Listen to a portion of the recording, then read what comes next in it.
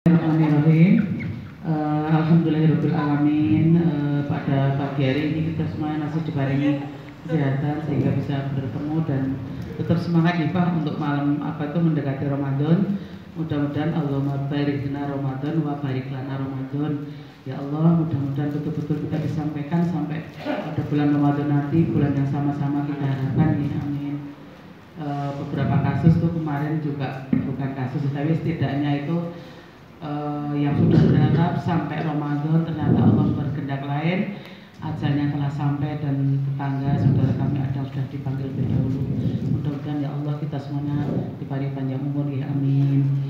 Ya, akan saya tanyakan Pak Selamat, ini kaitannya dengan Lailatul Qadar, bahwa kita semua tuh berharap dan sangat ditekankan untuk sama-sama meraih mendapatkan Lailatul Qadar. Lah, yang saya akan tanyakan itu ketika kita pada akhir Ramadan 10 terakhir tuh biasanya di beberapa masjid itu rame-rame menekankan kita untuk bersama-sama beriktikaf di masjid karena Rasulullah menyatakan demikian ya.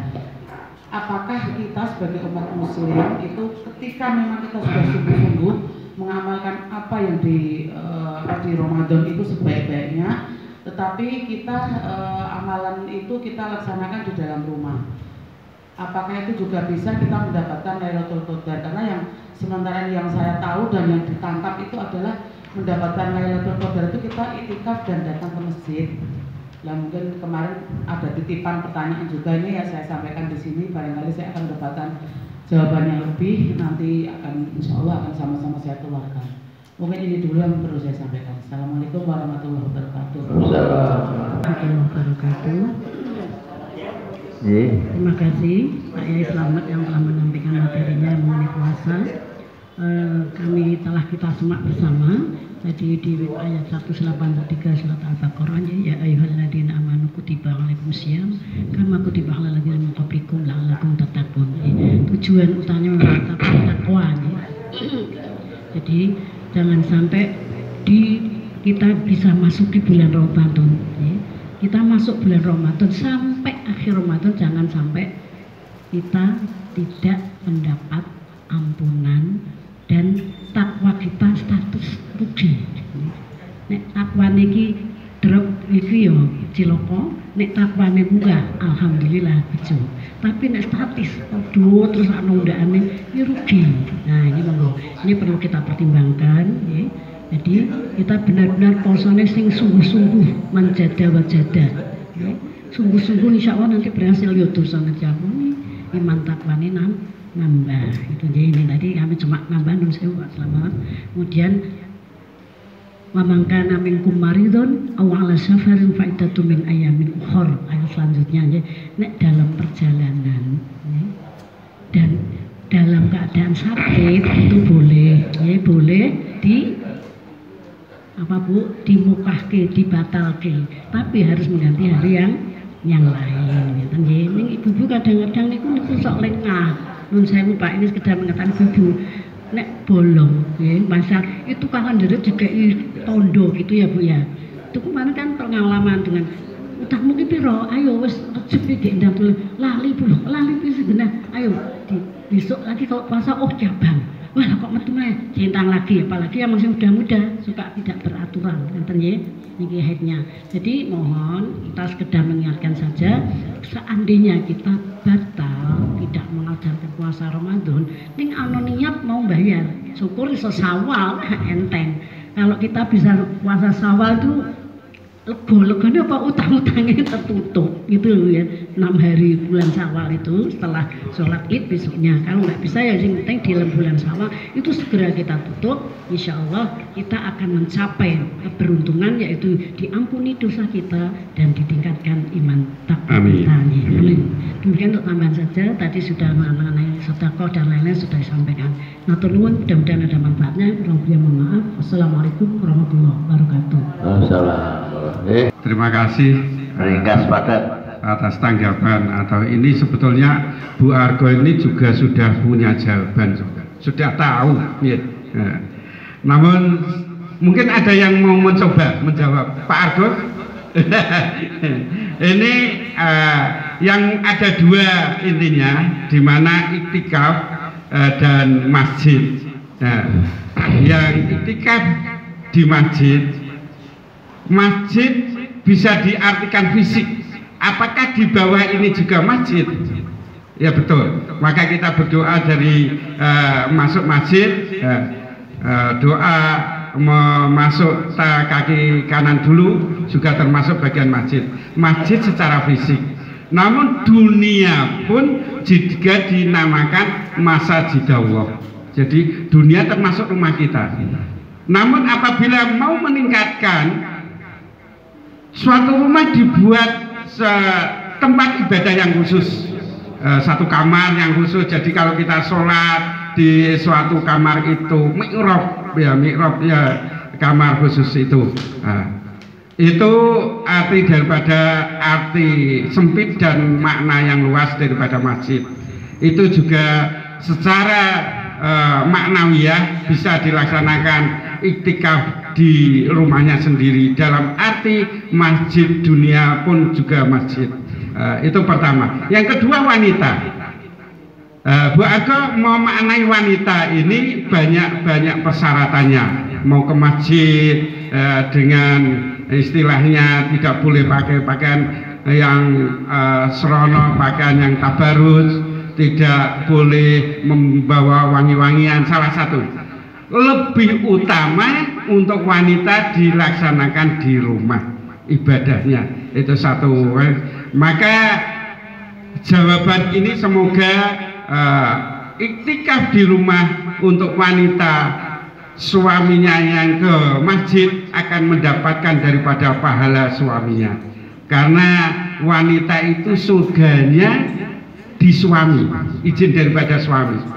Kalau suami, surganya di ibunya, atas ridho daripada ibunya atau kedua orang tuanya. Nah, maka berbahagialah ditakdirkan menjadi wanita, karena sebagian daripada amal ibadahnya adalah sudah ditanggung daripada suaminya. Ibu memakan atau menikmati, diberi nafkah, itu yang ditanya bukan ibunya, yang ditanya Allah Subhanahu wa Ta'ala menanyakan suaminya. Kamu diberi nafkah haram atau halal? Itu suaminya. Keluarga kita ini yang ditanya suaminya. Nah, disitulah antara adanya hijab daripada batas daripada Allah Subhanahu wa Ta'ala dengan ibu atau istri adalah pada laki-laki atau suami. Itu semoga bisa menambah semangat daripada ibadah di bulan Ramadan. Mungkin belum puas atau belum memuaskan, ya mohon maaf. Yang lain mungkin sudah, silakan dari Bapak mungkin bantu untuk dijarkan bagi. Assalamualaikum warahmatullahi wabarakatuh. Waalaikumsalam warahmatullahi. Ini berhubungan dengan Ramadan yang akan datang lagi. Biasanya di dalam pengajian-pengajian, di dalam ceramah-ceramah Ramadan, bulan Ramadan itu biasanya disampaikan ada 3 kelompok, 10 hari pertama, 10 hari kedua, dan 10 hari ketiga. 10 hari pertama adalah rahmat dari Allah, yang kedua ampunan, yang ketiga pembebasan. Mohon untuk bisa dijelaskan daripada 3 kelompok ini, apakah yang kelompok kedua tidak akan mendapatkan rahmat atau bagaimana? Yang berikutnya juga seperti itu, mohon untuk bisa dijelaskan. Demikian pertanyaan dari saya, terima kasih. Assalamualaikum warahmatullahi wabarakatuh. Bismillahirrahmanirrahim. Assalamualaikum warahmatullahi wabarakatuh. Waalaikumsalam. Terima kasih Pak Selamat. Alhamdulillah, jazakallah khair. Menyentuh sekali tadi di pertanyaan pertama, yaitu dibukakan dengan sebuah hikmah. Apakah arti Ramadan? Ya jujur saja saya mau menjawab hanya puasa, betul Pak. Yang selama ini seumur saya ini memahaminya begitu Ramadan langsung terbayang hanya berhenti makan, minum pagi sampai sore. Ternyata luar biasa, Ramadan adalah bulan rahmat, bulan kasih sayang, bulan penuh ampunan, bulan perjuangan, bulan tarbiyah, bulan pendidikan, mendidik kita, bahkan bulan yang bisa menghantarkan kita husnul khotimah. Kita nggak tahu sisa berapa hari lagi usia kita. Semoga Allah beri panjang umur sampai Ramadan ini, luar biasa. Karena kita nggak tahu sama sekali usia kita sampai atau tidaknya. Tidak ada yang menjamin 2 minggu mungkin nih, kira-kira. Ini luar biasa dan kita persiapkan. Saya sendiri ini hanya ungkapan terima kasih nih. Saya sendiri ingin persiapkan sebaik mungkin, insya Allah Ramadan ini berbeda, insya Allah kita semua terima kasih Pak Selamat tadi menyentuh dengan arti Ramadan. Sebatas saya baru mengartikan puasa, insya Allah. Iya, insya Allah kita bakar dosa sebagaimana perjuangan perang Badar di bulan Ramadan. Perjuangan kita juga menghapus, mengintrospeksi, mengoreksi dosa-dosa kita, termasuk juga yakin Allah ini sayang banget kalau kita sampai bertemu Ramadan ini, insya Allah itu. Intinya apa? Pertanyaannya apa?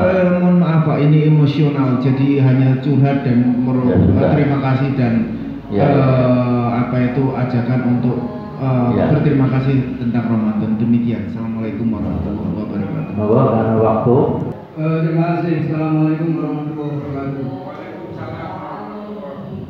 Di dalam perintah puasa itu diakhiri dengan alakum tataku.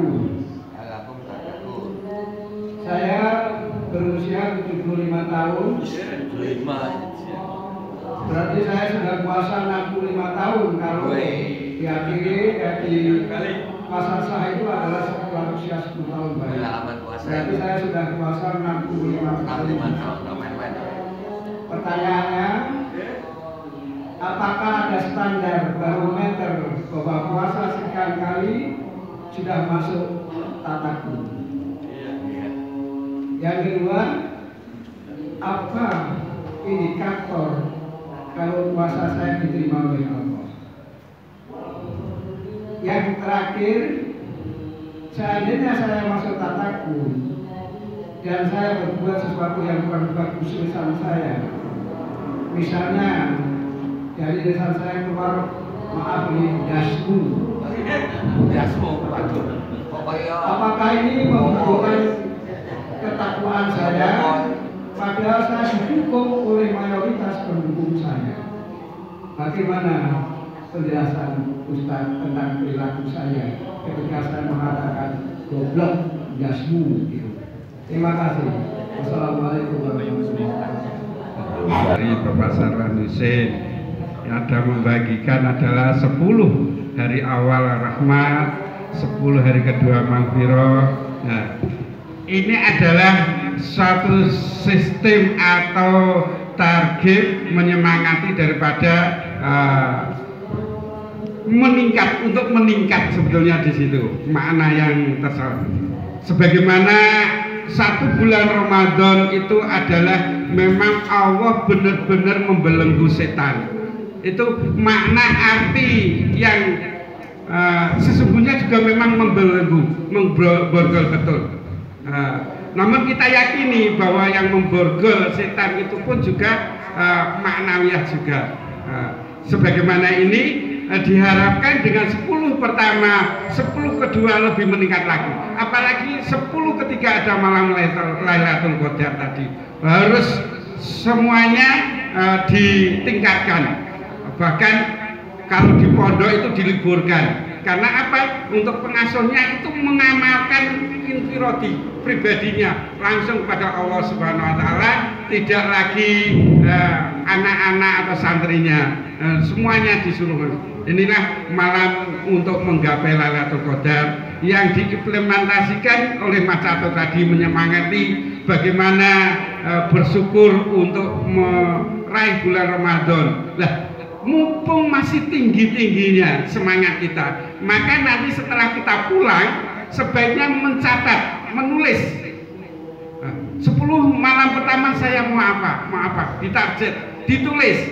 Nanti waktu malamnya itu kita baca, ini target ini terpenuhi. Nah, waktu iktikaf nanti juga akan iktikaf, memang berdiam diri sudah dapat pahala. Namun dengan berdiam diri membaca, mengamalkan sunnah akan lebih bermakna. Nah, untuk Bapak Haji Tukiman, indikator la'allakum tattaqun memang betul bahwa kita diwajibkan berpuasa setelah kita akhir balik. Anak kecil tidak wajib, namun untuk melatih, untuk menuju akhir balik nanti saatnya sudah mempunyai kewajiban, mempunyai untuk mengamalkan, maka dilatih, yaitu dengan puasa beduk, puasa asar. Maka saat akhir balik kita sudah mendapatkan anak yang solehah yang kita harapkan. Indikatornya la'allakum tattaqun.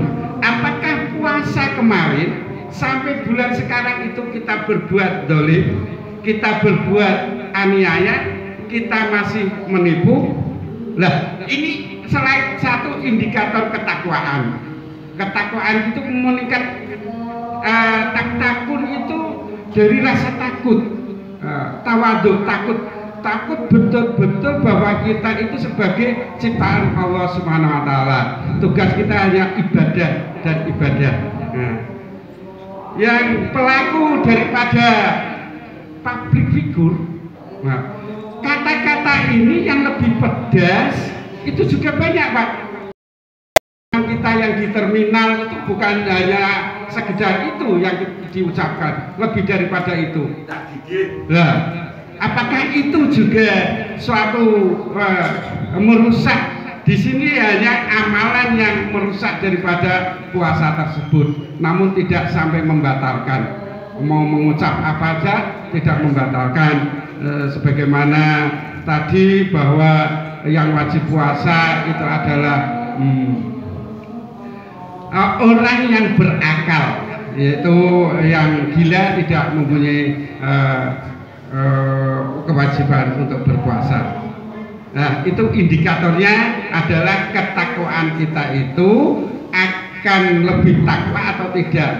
Itu akan mencerminkan puasa kita itu diterima tahun ini atau tidak untuk tahun satu tahun yang akan datang. Nah, jadi ada sebagian yang diterima, ada amalan-amalan yang lain lagi untuk nanti setelah kita selesai bulan Ramadan. Insya Allah begitu. Monggo. Terakhir, sudah seputar itu? Ya itu. Udah. Orang terminal itu lebih daripada itu, Pak. Sudah ya. Dulu kan juga sebelum itu juga berkata. Ya, ada terakhir, monggo terakhir, silakan. Ya, insyaallah. Assalamualaikum warahmatullahi wabarakatuh. Waalaikumsalam warahmatullahi wabarakatuh. Alhamdulillah pagi ini kami bisa mengikuti pengajian Bapak Ustaz. Banyak sekali tadi Bapak Ustaz sudah menjelaskan kami semakin mantap. Salah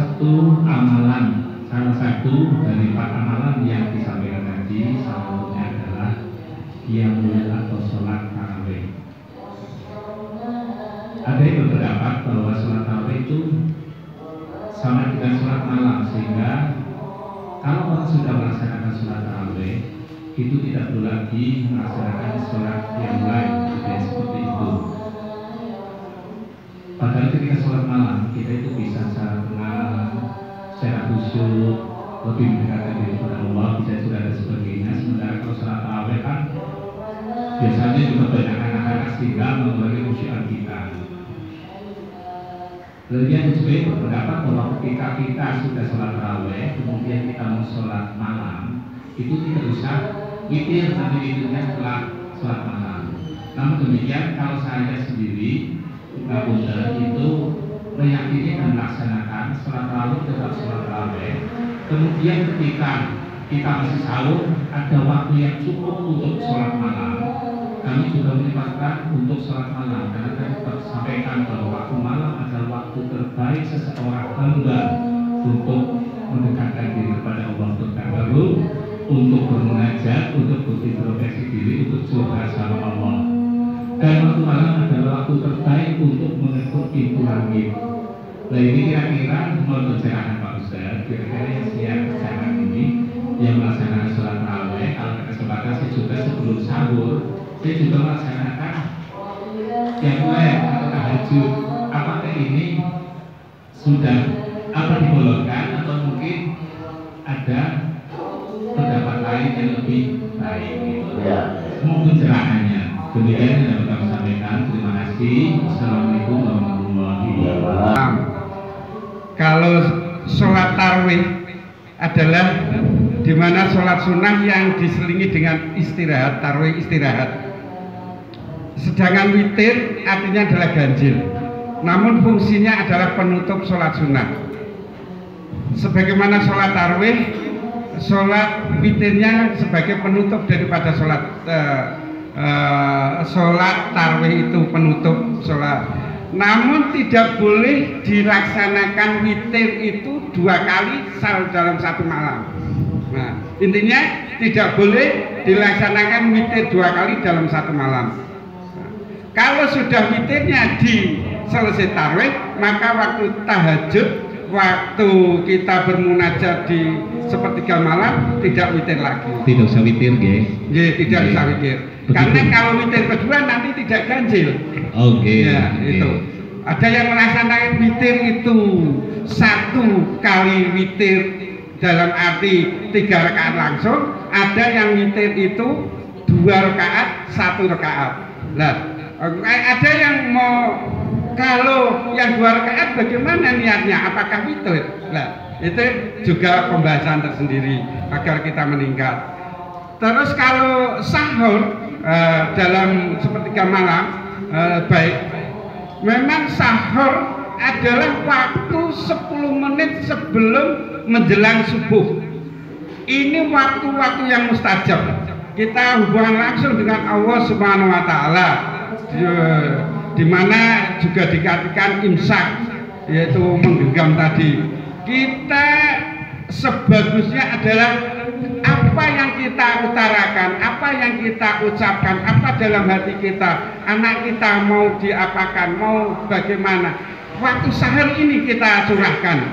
Nah, anak kita, istri kita mau bagaimana sampai surganya Allah Subhanahu wa Ta'ala.